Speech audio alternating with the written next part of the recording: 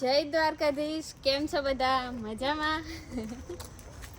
અમારા વિડીયો જોતા હોય એ બધા મજામાં જ હોય. આજે નવા બ્લોગમાં બધાનું હાર્દિક સ્વાગત છે. આજે અમે ખાધા છે પિઝા. ભાર્ગવભાઈ આજે પાર્ટી આપી હતી, બધાને પિઝા ખવડાવ્યા છે. કઈ ખુશીમાં ખવડાવ્યા એ ખબર નથી. પછી તમારે કઈક બોલાય ને વાત મને આ છે ને વિડીયોમાં નાનીને જ બોલવાનું છે બધું. તો પણ બચ્ચો હું ઈ તો કરે કે નહીં? અચ્છા લ્યો હાલો. હા પછી આગળ થોડું થોડું બોલજો ને, એકલું તો કન્ટિન્યુ કેમ બોલવું? હા બોલે હાલ. પછી વાહ ભાઈ વાહ. ભાર્ગવભાઈ પિઝા ખવડાવ્યા, એની ખુશીમાં ખવડાવ્યા એ ખબર નથી. અમે બધા ખાઈ લીધા. હવે પિઝા ખાધા છે, મેંદો ખાય તો પસાવું તો પડશે જ તે, એટલે અમે નીકળ્યા છીએ હાલવા. વાગ્યા છે 8:45, પણ હજી અંજવાળું છે ફૂલ. આમ તડકો છે ઉપર. હા ઉપર તડકો છે. પણ અહીંયા મોટા મોટા ઝાડવા આવી ગયા છે ને એટલે નીચે નથી આવતો. અહીંથી શું છે અમારા એરિયાનું જંગલ સ્ટાર્ટ. આને ગાર્ડન નો કહેવાય, આને જંગલ કહેવાનું.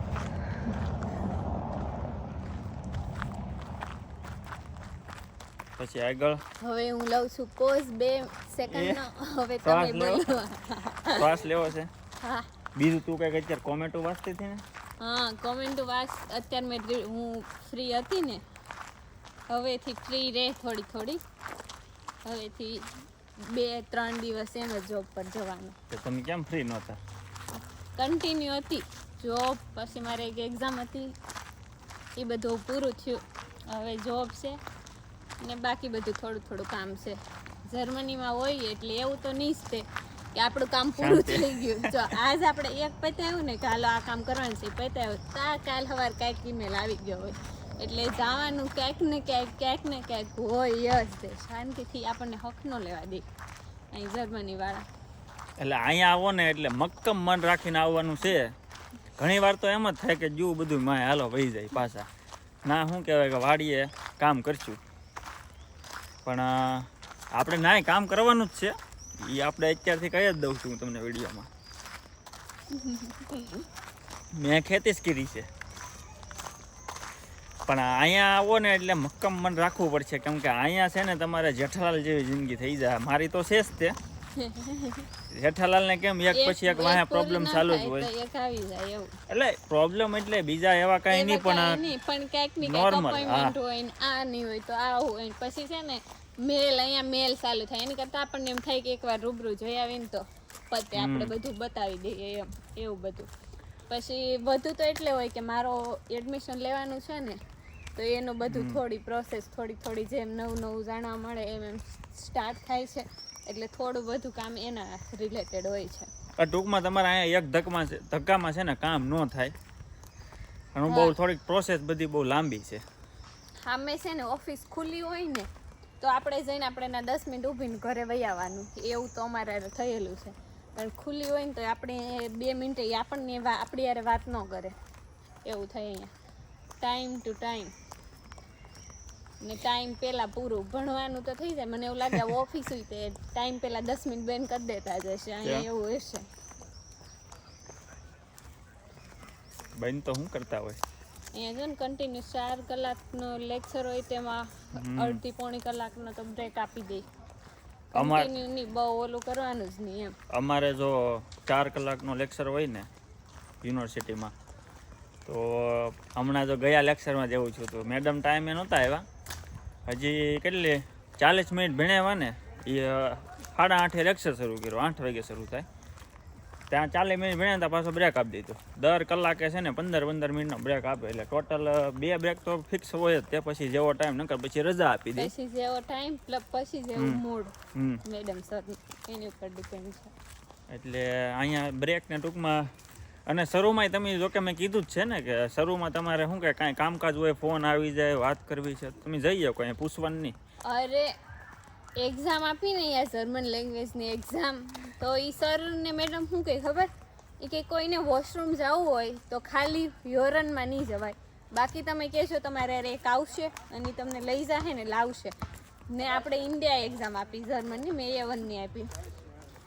ચેક કરે રિંગ કઢવે ને ઇયરિંગ્સ વાળું એક બનેલું છે મારી ફ્રેન્ડ યારે કે ઇયરિંગ્સ કીધું હતું કે આ કાઢ નાખજો ને અહીંયા કેવું છે ખબર હસોડું કોઈ ચેક જ નહીં કરતું ખાલી હાઉસ વાઇઝ આપણો ફોટો જોવે સેમ છે એન્ટર ને સ્પ્રેશનમાં તો છે ને આપણો બેગ આપણને હારે લઈ જવા દે આપણો બેગ આપણે મૂકવાનો ટેબલ ઉપર ને સ્પ્રેશન કરવાનો મેં કીધું ઇન્ડિયા તો હલવા નથી દેતા એક્ઝામમાં જર્મન એક્ઝામમાં ને હજી હમણાં જ મારી ફ્રેન્ડ આરે વાત થઈ હજી જસ્ટ હમણાં જ તે B1ની એક્ઝામ આપી છે એ કે એટલું ટાઈટ થઈ ગયું છે ને પહેલાં તો અમે ગમે ત્યારે A1માં તો ગમે ના બેસી જતા જ્યાં બેહવું હોય ને એ કે હવે અહીંયા તે બધે નંબર આપવા માંડ્યા ને મતલબ બહુ સ્ટ્રિક્ટ થતું ગયું છે ને અહીંયા હાવ નોર્મલ છે અહીંયા જો આજે આપણે નાનો બ્રેક લઈને તમને બતાવી દઉં ગાર્ડનમાં જો કેટલું પબ્લિક છે પાર્ટી કરે છે પાર્ટી છે એક હારે. કોલેજ વાળા હશે બધા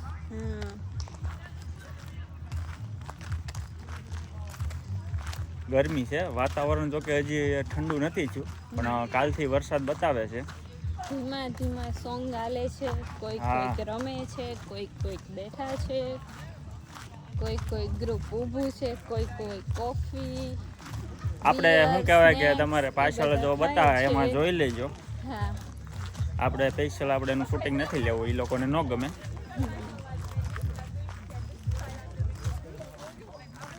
કોલેજનું ગ્રુપ હોય એની પાસે જો આ છે બોલ જોઈ લો અહીંયા એ સ્કૂટર ગાર્ડનમાં એ સ્કૂટર મીકું છો કે મીકું નહીં હોય ચાલુ હશે તો શાયદ એટલું તો ન રાખે કોઈ એટલું ન હોય નકર તો બિલ કેવડું બને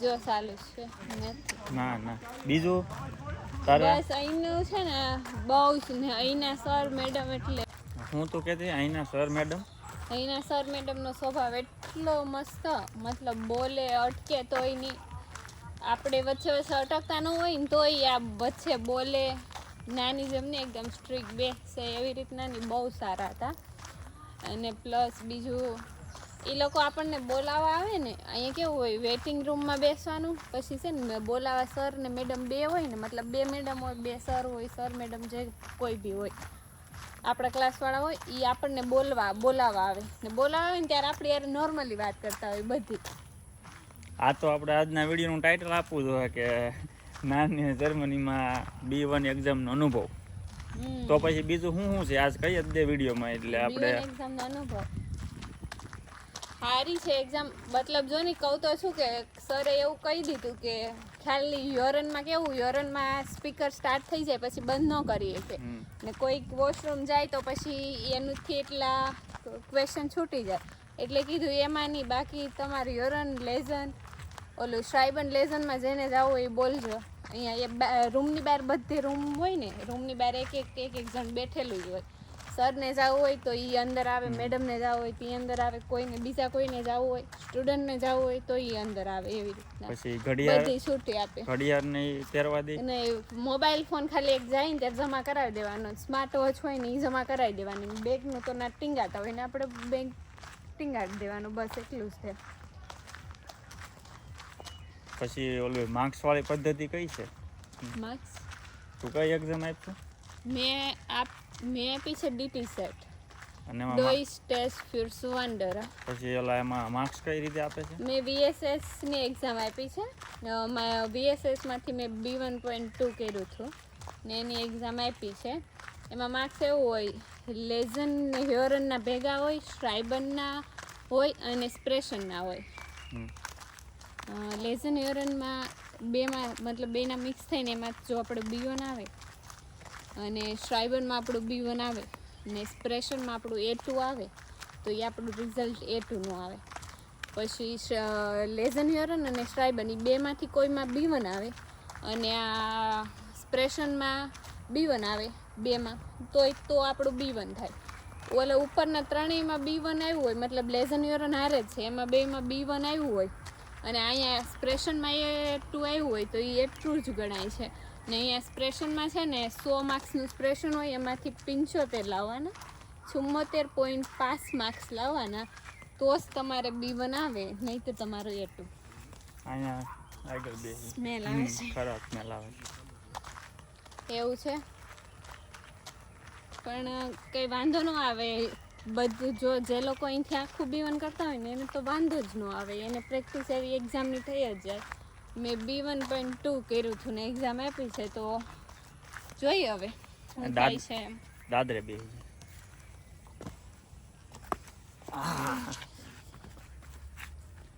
બસ બાકી તો એક્ઝામ તો ઘણો ટાઈમ થઈ ગયો છે, હવે જોઈએ રિઝલ્ટ આવે ત્યારે કેવું આવે છે. થઈ જાય રિઝલ્ટ છે ને લેટ આવે, એક મહિને 4 થી 6 વીક કે રિઝલ્ટ આવે, અને રિઝલ્ટ આવે ને પછી B2 માં એડમિશન મળે. જો રિઝલ્ટ પહેલા B2 માં એડમિશન કરાવવું હોય, અત્યારે મારું B1 પૂરું થયું મારું B2 માં એડમિશન કરાવવું છે, તો એ લોકો કહે કે B2.0 કરો, તો 2 મહિનાનો કોર્સ B2.0, પછી આપણું રિઝલ્ટ આપીએ કે ન આપીએ એ ખબર નથી. પછી B2.0 કરીએ તો આપણને B2.1 માં એડમિશન ડાયરેક્ટ મળી જાય કે એમાંય પાછું રિઝલ્ટ જોઈએ છે એ ખબર નથી. પણ મેં તો બંધ રાખ્યું છે, કારણ કે B2.0 માં B1 નું છે ને ગ્રામર હોય ને એ જ આવે બધું, એટલે એ મેં નથી કર્યું. હવે જોઈએ. એટલે ટૂંકમાં 3 લેવલ છે ને તો B1 હા, પણ B1 નું સર્ટિફિકેટ ન હોય ને તો B2 ના 3 લેવલ થાય. અને બીજું રિઝલ્ટ કઈ રીતે આવે, ઓનલાઈન આવે કે રિઝલ્ટ છે ને પોસ્ટ દ્વારા ઘરે આવી જાય. રિઝલ્ટ આપણું એડ્રેસ છે ને 3 વાર ચકાસશે એ લોકો. પહેલી વાર ગેટે ઈ પૂછે, પછી બહાર ને પછી અંદર ક્વેશ્ચન કરે, બધાનું રેડી છે ચેક કરી લો. એટલે ડાયરેક્ટ પોસ્ટ જ આવે, ઈમેલ નથી આવતો એવું કીધું. એક ક્વેશ્ચન કરેલો કે ઈમેલ આવશે, તો ના પાડી કે ઈમેલ નહીં આવે, પોસ્ટ દ્વારા આવી જશે ઘરે. એટલે આમાં આ રીતનું છે રિઝલ્ટ, આ રીતના માર્ક્સ વાળી પદ્ધતિ નથી. આ DT સેટ અને ટેલ્ક છે ને બે સેમ છે, થોડો બેમાં ફરક છે એક્ઝામમાં. ગોઈથે થોડી અલગ છે આના કરતા. ઈ માર્ક્સ વાળી છે ને, ઈ બધા અલગ અલગ લેવલ છે. મતલબ એકમાં આપણે યુરનમાં ફેલ થયા તો યુરન ખાલી આપી, આમાં એવું નથી. હા, ઈ ખાસ કહી દે. આમાં છે ને સ્પ્રેશનમાં પાસ, DT સેટમાં સ્પ્રેશનમાં પાસ થવું જ પડે, બાકી તમે લેઝન યુરન સ્રાઇબનમાં પાસ ને સ્પ્રેશનમાં 2 માર્ક્સ ઓછા તો તમે ફેલ. મતલબ તો તમારી પાસે A2 સર્ટિફિકેટ આવે, ફેલ નહીં. અહીંયા પાછું ઈ થાય કે જો તમે સ્પ્રેશનમાં A2 ને ઓલા બધામાં B1 છે તો A2 આવ્યું તો તમારે A2 નું સર્ટિફિકેટ આવે. એના ઇન્ડિયન જેમ નહીં ફેલ થયા તો નહીં આવે. A2, A1, DT સેટ બે આઈન્સનું આપણે એક્ઝામ આપીએ ને તો એમાં આપણું A1, A2 ને B1 એ 3માંથી કોઈ બી રિઝલ્ટ આવીએ કે આપણે જેવું બોલીને આવ્યા, આપણે જેવું લખીને આવ્યા એની પર ડિપેન્ડ છે. Good information. ખાસ તો બહુ વેલી એવું નહીં લાગતું. તારે પછી દરરોજ બોલવાનું, હું છે ને ફોન તો બી રાખી આવ. બેન બોલવાનું, એકલા મને નો. ના હું બોલી અને આ તો પછી શું કે તારા રિલેટેડ હતું ને બધું, એટલે એમ. બાકી બધે શું કહેવાય કે હસી મજાકમાં હું બહુ જ તે. કેવો અવાજ આવે છે પક્ષીનો, ધીમો ધીમો. હા, અને પછી નાનીનો અવાજ કેવો આવે છે વિડીયોમાં જરીક કોમેન્ટ કરી દેજો. અને કેવું રહ્યું જરા કોમેન્ટ કરજો ને. પહેલી વાર એટલું બધું બોલી છું. આ જો કે તું જ બોલી છો બધું વિડીયોમાં. હું જ બોલી, પહેલાય બોલેલી છું જ તે, પણ એટલું બધું નહીં. આ તો આજ તો છે ને શેતને કીધું તું સ્ટાર્ટ કર. હા, હાલો. વોડાફોન નો કૂતરો કહેવાય ને. લે આવ્યો ને અવાજ. તો બસ આ જો આમાં છે ને તમે કોમેન્ટ કરજો, જો એવું લાગશે ને તો આપણે સ્પેશિયલ પાછો આની માટે એક વિડીયો બનાવીએ. કઈ સમજાણ ન હોય એક્ઝામ ને રિલેટેડ, કોર્સ ને રિલેટેડ, કોઈને એડમિશન લેવું છે, VHS માંથી મેં કર્યો છે B1.2, અને ઈ લોકો જ આપણને અનમેલ્ડ કરી આપે એક્ઝામનો.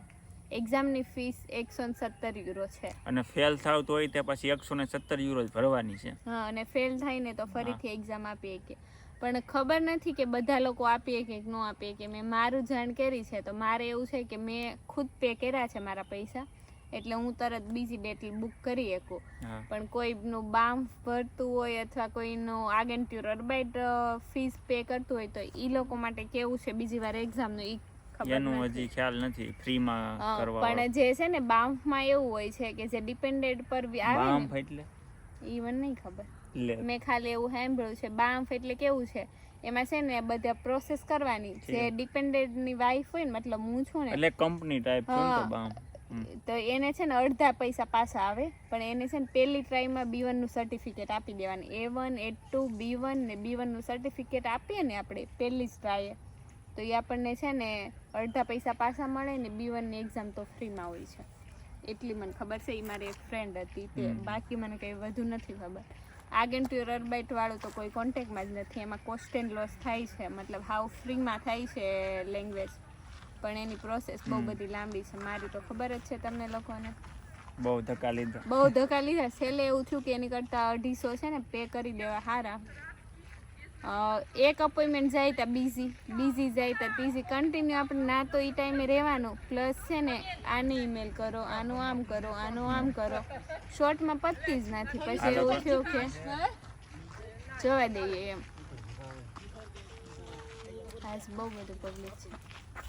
ભલે ને બેહવું હોય તો એને ભલે ને બેસે, આપણે આમ આગળ જાય એ કંઈક નાખવા ગયેલા છે. છે કે જો એનું કંઈક ખોવાઈ ગયું છે.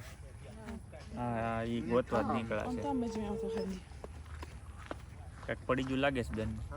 તો બસ હવે આપણે જો આ વિડીયોમાં તમારે કાંઈ આ રિલેટેડ ક્વેશ્ચન હોય તો કમેન્ટ કરી દેજો.